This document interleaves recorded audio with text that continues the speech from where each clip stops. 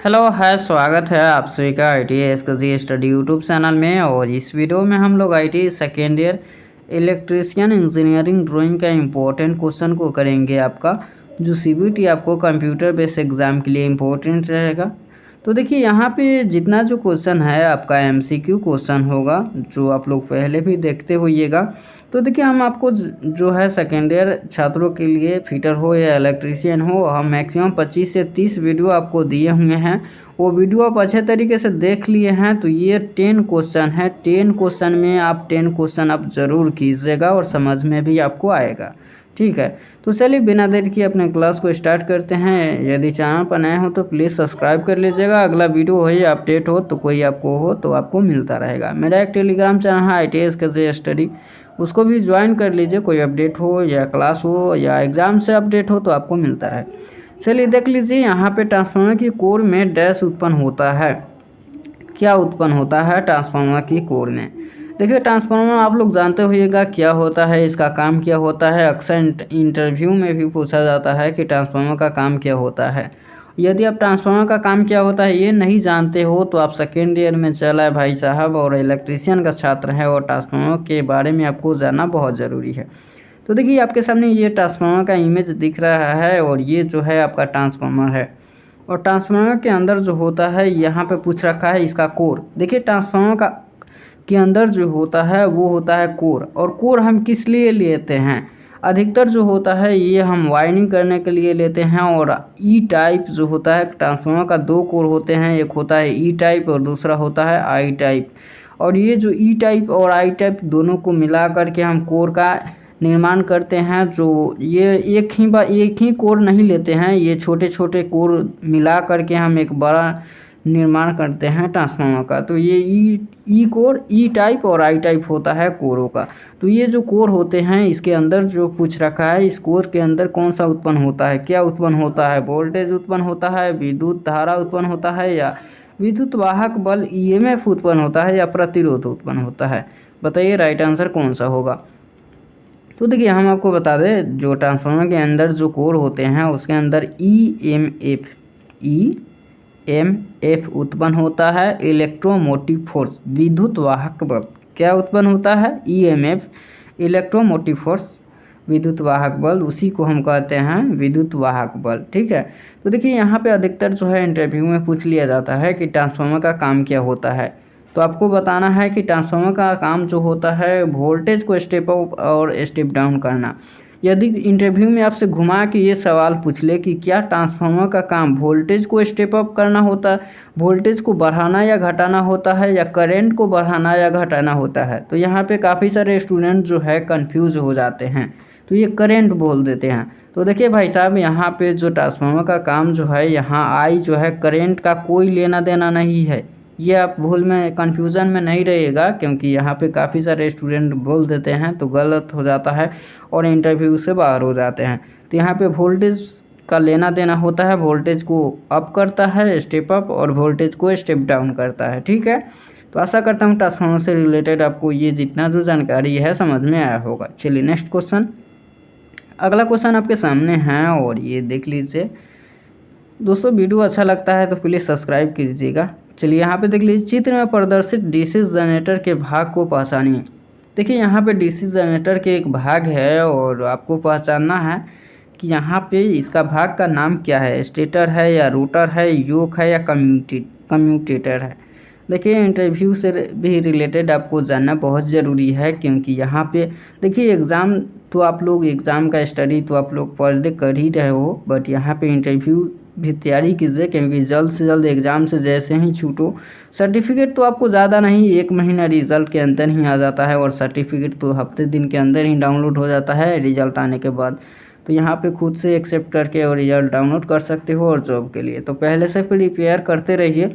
चित्र में प्रदर्शित डीसी जनरेटर के भाग को पहचानिए। ये एक डीसी जनरेटर का भाग है आपका, इसको पहचानना है। स्टेटर है या रोटर है या योक है या कम्यूटेटर है, बताइए। तो देखिए भाई साहब ये जो आपके सामने ये जो चित्र दिया गया है ये है आपका क्या है, तो ये एक योक है। क्या है? योक है ये। तो इसको आप समझ लीजिए, जो योक होता है, योक का काम क्या होता है और अक्सर इससे इंटरव्यू में क्या पूछा जाता है। ठीक है, तो देखिए पहले आप ये जो आप समझ लीजिए जनरेटर क्या होता है, इसको आप समझ लीजिए। उसके बाद इसके अंदर जो पार्ट होता है, ये जो पार्ट होता है युग, उसके बारे में हम समझाएंगे। देखिए जनरेटर जो होता है वो आपका होता है मैकेनिकल एनर्जी को इलेक्ट्रिकल एनर्जी में कन्वर्ट करता है। जो आपका मैकेनिकल एनर्जी होता है, जैसे जो आप जनरेटर को आप हैंड से आप घुमाते हो, तो वो जो होता है दो मैग्नेट जो होता है, वो दो मैग्नेट के मिल करके जो नचता है, रोटेट करता है, उसके बाद जो होता है मेरा करंट का फ्लो होता है। तो यहाँ पे जो मैकेनिकल एनर्जी जो होता है वो इलेक्ट्रिकल एनर्जी में कन्वर्ट हो जाता है, जिससे हमें बिजली मिलने लगती है। जो आपको शादी ब्याह ये सब जो होता है उसमें ये जनरेटर का उपयोग किया जाता है बिजली के लिए, ठीक है।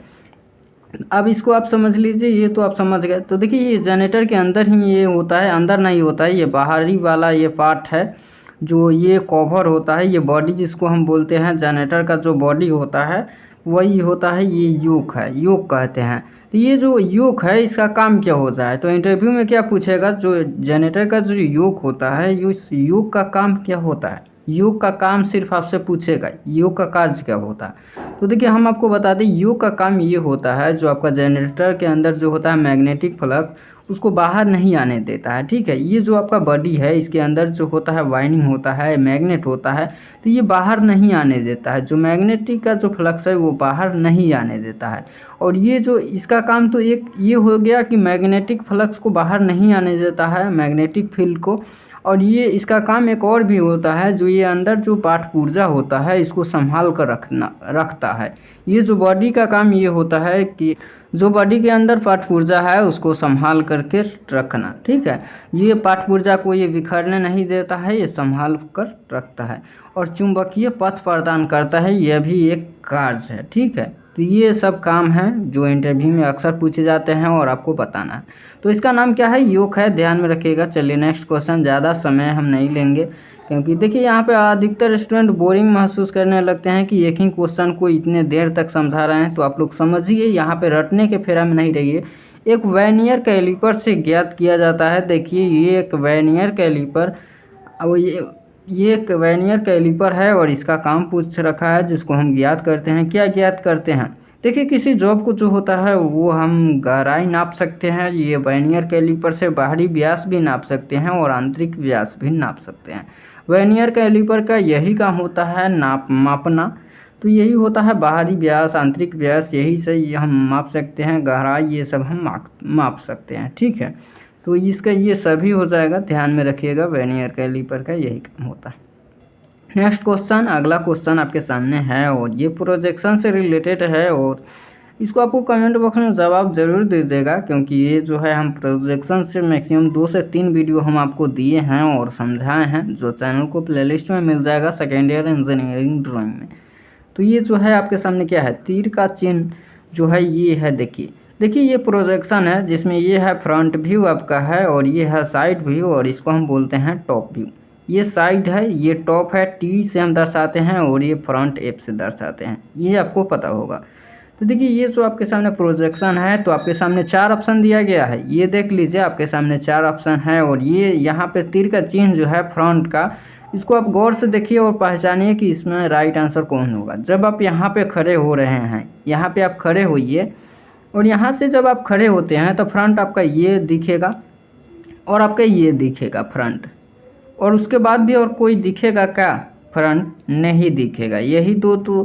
यही दो पार्ट ही दिखेगा, ये और ये पार्ट दिखेगा, ठीक है। तो ये कैसा यहाँ पे बनेगा, जो व्यू होगा यहाँ पे कैसा व्यू बनेगा ये प्रोजेक्शन का। तो देखिए आप यहाँ पे 4 ऑप्शन है, बट आप इसको देखिएगा तो सेम वैसे ही बनेगा। आपके सामने ये पार्ट दिखेगा और यहाँ से ये वाला छोटा एक पार्ट दिखेगा, ये वाला, ठीक है। तो यही व्यू बनेगा, तो इसका राइट आंसर बी हो जाएगा। क्यों 2 नंबर नहीं, 2 नंबर नहीं, यहाँ पे जो आपका बी हो जाएगा। तो ये 4 नंबर है। देखिए यहाँ पर भी आप ध्यान दीजिएगा, जो आपका सीबीटी एग्ज़ाम होगा ये है। देखिए ये मत समझ लीजिएगा कि यहाँ पे ये ऑप्शन बी सी, यहाँ सीरियल नंबर से आपका जो है सीरियल नंबर भी कभी कभी उलट देता है, तो आप कंफ्यूजन नहीं होइएगा, ठीक है। तो यहाँ पे ये 4 नंबर में भी है ना, ठीक है, तो ध्यान में रखिएगा। चलिए नेक्स्ट क्वेश्चन, देखिए यहाँ पर नीचे चित्र में किस प्रकार की सुरक्षा युक्ति को दर्शाया गया है। ये एक रिले है जो हमारे शॉर्ट सर्किट जो होता है, सर्किट को शॉर्ट सर्किट जो होता है सर्किट में होता है, उसे ये सुरक्षा देता है। तो यहाँ पे देख लीजिए ये नीचे चित्र में किस प्रकार की ये सुरक्षा युक्ति है। तो ये कौन सा है, ये एमसीबी है या फ्यूज़ है या रिले है, इनमें सभी है।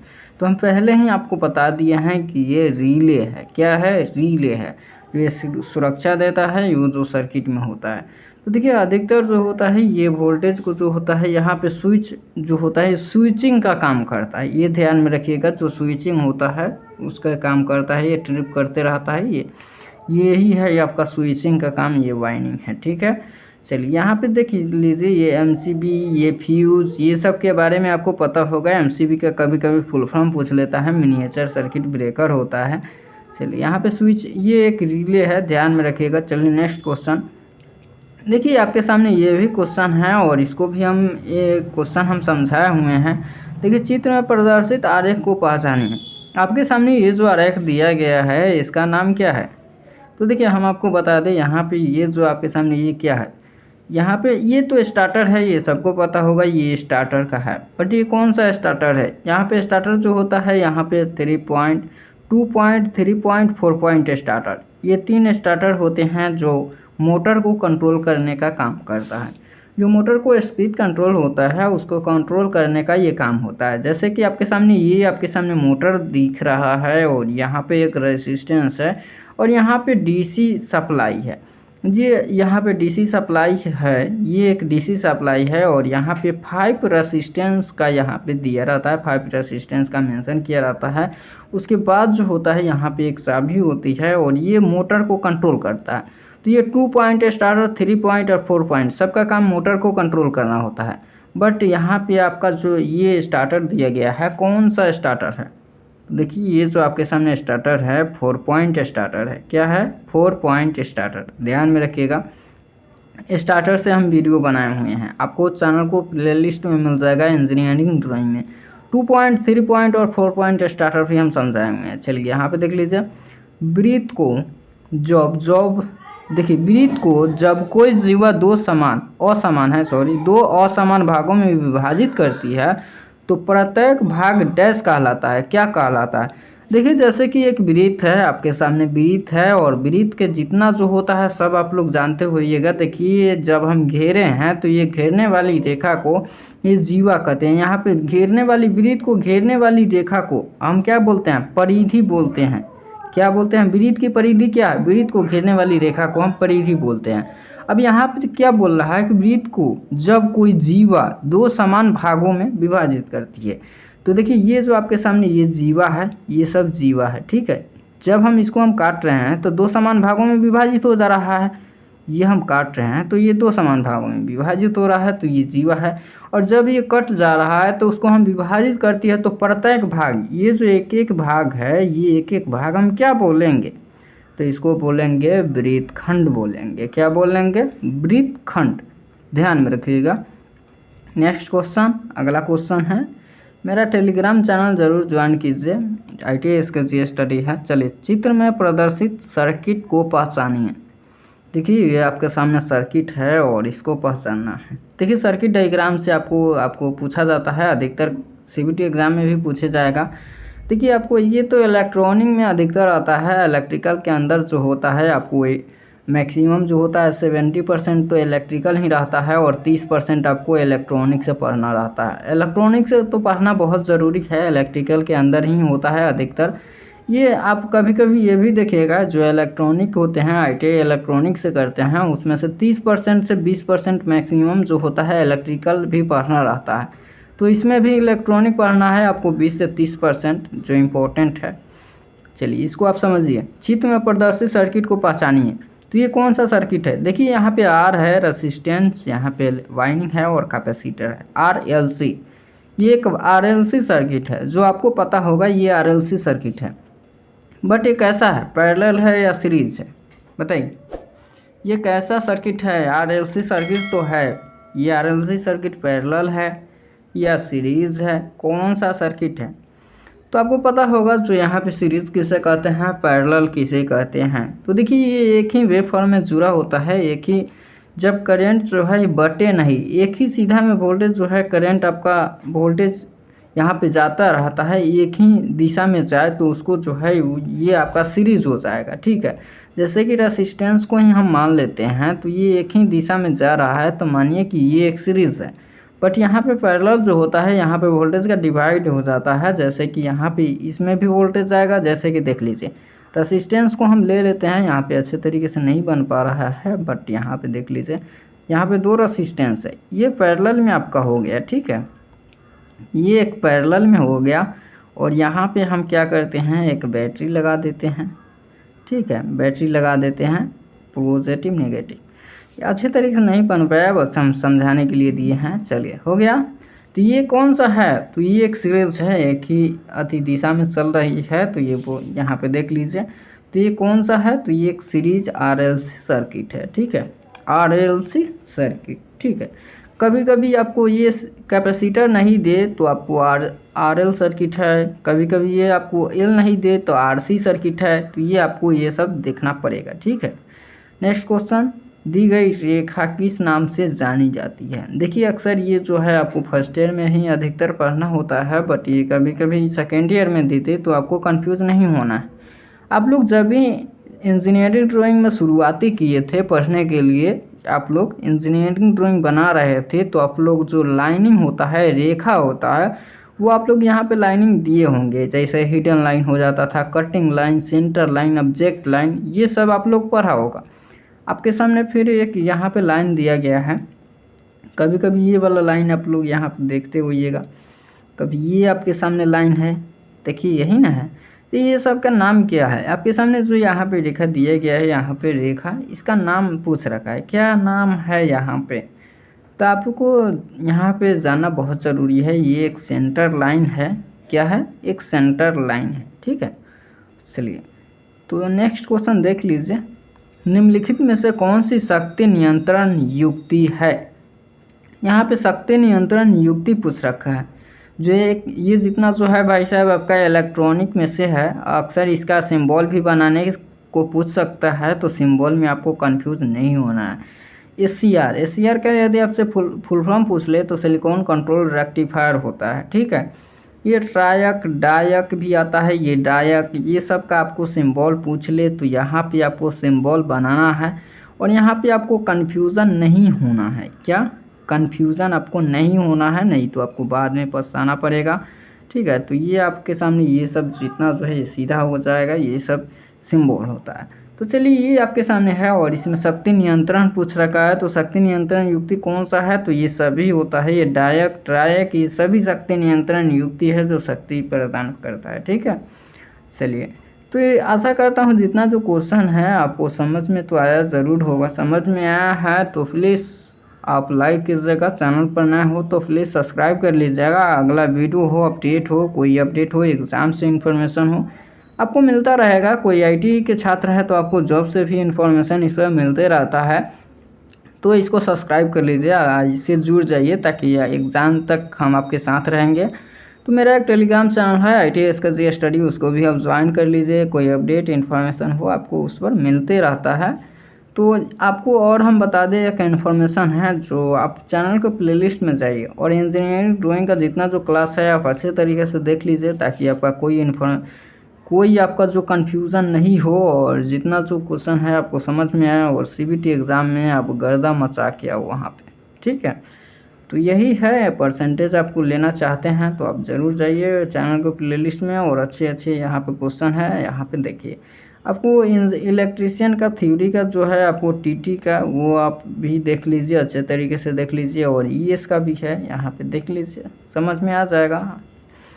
चलिए इसी के साथ वीडियो का एंड करते हैं। अच्छा लगा है तो लाइक सब्सक्राइब और चैनल को यहाँ पे ज़रूर कीजिएगा। चलिए मिलते हैं नेक्स्ट वीडियो में। वीडियो अंत तक देखने के लिए आपका बहुत बहुत धन्यवाद।